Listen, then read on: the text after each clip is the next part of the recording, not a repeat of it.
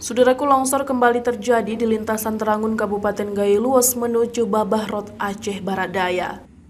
Akibat longsor tersebut, hingga saat ini arus transportasi Blang Kejeren menghubungkan Blang Pidi tersebut masih terganggu dan lumpuh total. Berdasarkan informasi yang dihimpun tribungayo.com, longsor terjadi pada Sabtu 26 November 2022 sekitar pukul 7 waktu Indonesia Barat di kawasan Burkayu Kisip, Desa Tongra Persada, Kecamatan Terangun, Gayo Luas. Kapolres Gayo Luas AKBP Efrianza melalui Kapolsek Terangun Ibda Darwandi kepada tribungayo.com mengatakan, arus transportasi Blang Kejeren menghubungkan Blang Pidi atau lintasan Terangun Babah Rot kembali terganggu dan lumpuh total setelah terjadi longsor.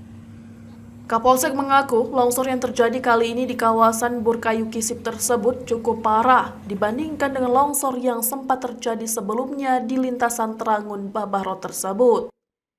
Ibda Darwandi mengatakan bagi masyarakat atau pengendara yang akan melintas dari Blang Kejeren tujuan Blang Pidi atau sebaliknya harus menunggu informasi dan memastikan kalau material longsor di kawasan Burkayu Kisip daerah Tongra Persada sudah dibersihkan dan ditangani.